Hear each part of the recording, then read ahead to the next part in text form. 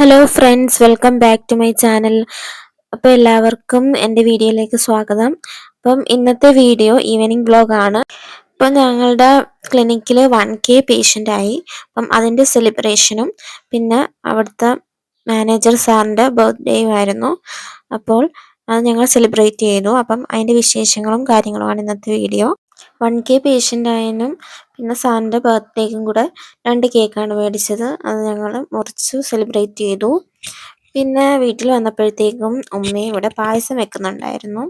അപ്പോൾ വൈകിട്ട് പായസമായിരുന്നു. അടപ്രഥമനായിരുന്നു വെച്ചിരുന്നത്. അടിപൊളി ടേസ്റ്റ് ആയിരുന്നു. അങ്ങനെ പുറത്ത് വന്ന് നോക്കാൻ നേരത്ത് യാസീൻ്റെ കുറച്ച് ഫ്രണ്ട്സൊക്കെ വന്നിരുന്നു. അവൻ്റെ കൂടെ സ്കൂളിൽ പഠിക്കുന്ന ഫ്രണ്ട്സാണ്. അപ്പം അവരെല്ലാവരും കൂടെ ഇരുന്ന് ഫോണിനകത്ത് എന്തോ കളിക്കുമായിരുന്നു. ഫ്രീ ഫയർ ആണ് മെയിനായിട്ട് കളിക്കുന്നത്. ഇവരുടെയൊക്കെ മെയിൻ വിനോദം ഈ ഒരു കളിയാണല്ലോ. അങ്ങനെ അവർക്ക് വീഡിയോയിലോട്ട് വരാൻ ഭയങ്കര ചമ്മൽ കാരണം ഞാൻ അങ്ങനെ വലുതായിട്ടൊന്നും എടുത്തില്ല. പിന്നെ ഞാൻ നേരെ അടുക്കളയിലോട്ട് ചെന്നു പായസം എവിടം വരെ ആയെന്ന് നോക്കാൻ വേണ്ടി. അപ്പം ഞാൻ പോയത് വലിയ കഷ്ടമായിപ്പോയി. എൻ്റെ അമ്മ അവിടെ പിടിച്ച് നിർത്തി. അത് ഇളക്കാൻ പറഞ്ഞു, അല്ലെങ്കിൽ അടി പിടിച്ച് അത് കരിയുമെന്ന് പറഞ്ഞു. അങ്ങനെ എന്നെ അവിടെ ഇളക്കാൻ വേണ്ടി നിർത്തി. അങ്ങനെ എനിക്ക് മുട്ടപ്പണി കിട്ടി ഗൈസ്. അങ്ങനെ പിന്നെ അമ്മ ശർക്കര ഉരുക്കാനായിട്ട് ഇങ്ങനെ വെച്ച് ആ സമയം ഞാൻ പായസം ഇങ്ങനെ ഇളക്കിക്കൊണ്ടിരിക്കുകയായിരുന്നു ഗൈസ്. അല്ലെങ്കിൽ അത് അടിക്കൂട്ടി പിടിച്ച് മൊത്തത്തിൽ കരിഞ്ഞു പോകുന്നു പറഞ്ഞു. പിന്നെ കുറച്ച് കഴിഞ്ഞ് ഞാൻ തുണിയൊക്കെ പറക്കാൻ വേണ്ടി ഉണങ്ങിയ തുണി പറക്കാൻ വേണ്ടി പുറത്തോട്ട് ഇറങ്ങി. ഉണങ്ങിയ തുണികളെല്ലാം പറക്കി. അങ്ങനെ അതിന് ശേഷം അസർ ബാങ്കൊക്കെ വിളിച്ചു. അങ്ങനെ നമ്മൾ അസറൊക്കെ നിസ്കരിക്കാനായിട്ട് പോവുകയാണ്. അങ്ങനെ അസറൊക്കെ നിസ്കരിച്ചു. പിന്നെ കുറച്ച് നേരം പായിൽ നിന്ന് ദ്വായും ദിക്റൊക്കെ ചൊല്ലും. എന്നിട്ട് എഴുന്നേക്കത്തോള്. അത് മസ്റ്റാണ്. ദ്വായും ദിക്റും എല്ലാം കഴിഞ്ഞിട്ട് മാത്രമേ എഴുന്നേക്കാറുള്ളൂ. അപ്പോഴത്തേക്കും നമ്മളുടെ പായസമൊക്കെ ഇവിടെ റെഡി ആയിക്കൊണ്ടിരിക്കുകയായിരുന്നു.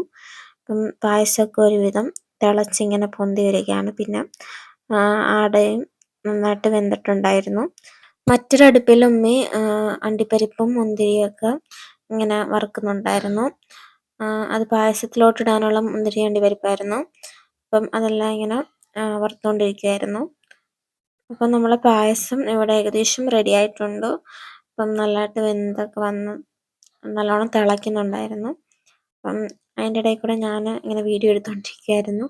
തിളച്ചെല്ലാം കൂടെ എൻ്റെ ഫോണിനകത്ത് വീണ്. അങ്ങനെ നമ്മളുടെ പായസം ഇവിടെ റെഡി ആയിട്ടുണ്ട് ഗൈസ്. നല്ല അടിപൊളി അടപ്രഥമനായിരുന്നു. അങ്ങനെ കുറച്ച് ഞങ്ങൾ യാസീൻ്റെ ഫ്രണ്ട്സിനും കൊടുത്തു. അങ്ങനെ അവർ ഭയങ്കര എൻജോയ് ആയിട്ടിരുന്ന് കഴിച്ചു. രാത്രിയിൽ എൻ്റെ സ്പെഷ്യൽ മാഗി റെസിപ്പി ആയിരുന്നു. നല്ല അടിപൊളി ഒരു മാഗി റെസിപ്പി ആയിരുന്നു ഞാൻ ഉണ്ടാക്കിയിരുന്നത്. അപ്പം ഇത് നല്ല എരിവുള്ള മാഗിയാണ്. ഇതിന് അപാര എരിവാണ് ഗൈസ്. നമുക്ക് വായി വെച്ചാൽ പിന്നെ ഒന്നും പറയണ്ട, വേറെ ലോകം നമ്മൾ കിടക്കും. അമ്മാതിരി എരിവായിരുന്നു ഈ ഒരു മാഗിക്ക്. അങ്ങനെ ഞാൻ അറിഞ്ഞിരുന്നില്ല ഇതിന് ഇത്രയും എരിവുള്ള കാര്യം.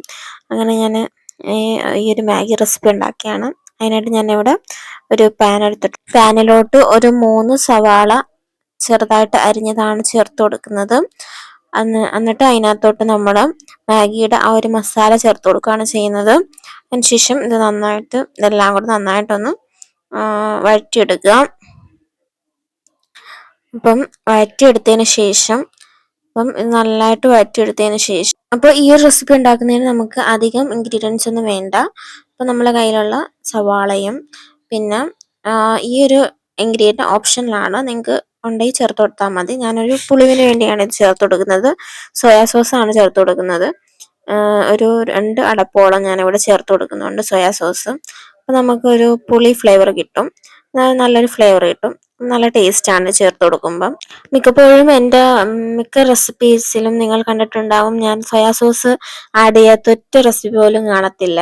അപ്പം ഞാൻ ഇത് ചേർത്ത് കൊടുക്കുന്നത് നല്ലൊരു ഫ്ലേവറിന് വേണ്ടിയാണ്. എനിക്ക് ഭയങ്കര ഇഷ്ടമാണ് സോയാ സോസ് നമ്മൾ റെസിപ്പിയിൽ ആഡ് ചെയ്യുന്നത്. അത് നല്ല ഫ്ലേവർ തരും നമുക്ക്. ഏത് റെസിപ്പി ആണെങ്കിലും ഇങ്ങനത്തെ ഐറ്റംസ് ഒക്കെ ഉണ്ടാക്കുമ്പോൾ സോയാ സോസ് ആഡ് ചെയ്ത് കൊടുക്കുമ്പോൾ നല്ലൊരു ഫ്ലേവർ കിട്ടും. അപ്പം അതിന് വേണ്ടിയാണ് ഞാൻ ചേർത്ത് കൊടുക്കുന്നത്. അതിനുശേഷം നമ്മൾ വേവിച്ച് വെച്ചിരുന്ന മാഗി അത് ചേർത്ത് കൊടുക്കുകയാണ് ചെയ്യുന്നത്. നമ്മൾ മുമ്പ് വെള്ളത്തിൽ വേവിച്ച ആ മാഗി അങ്ങോട്ട് ചേർത്ത് കൊടുക്കുകയാണ് ചെയ്യുന്നത്. അതിനുശേഷം അതിലെ വെള്ളമൊക്കെ വറ്റിച്ചെടുക്കണം. എന്നിട്ട് അടച്ചൊരു 2 മിനിറ്റ് വേവിച്ചെടുക്കുക. എന്നിട്ട് നമുക്ക് ഇത് എന്തിൻ്റെ കൂടെയും കഴിക്കാവുന്നതാണ്. ഞാനിവിടെ ചപ്പാത്തിയാണ് എടുത്തിട്ടുള്ളത്. ചപ്പാത്തിയുടെ കൂടെ കഴിക്കാവുന്നതാണ് നമുക്കിത്. ഇപ്പോൾ നമ്മളുടെ ഇന്നത്തെ വീഡിയോ എല്ലാവർക്കും ഇഷ്ടപ്പെട്ടെന്ന് കരുതുന്നു. ഇഷ്ടപ്പെട്ടെങ്കിൽ സബ്സ്ക്രൈബ് ചെയ്യാനും ലൈക്ക് ചെയ്യാനും ഷെയർ ചെയ്യാനും മറക്കരുത്. Tata, bye bye.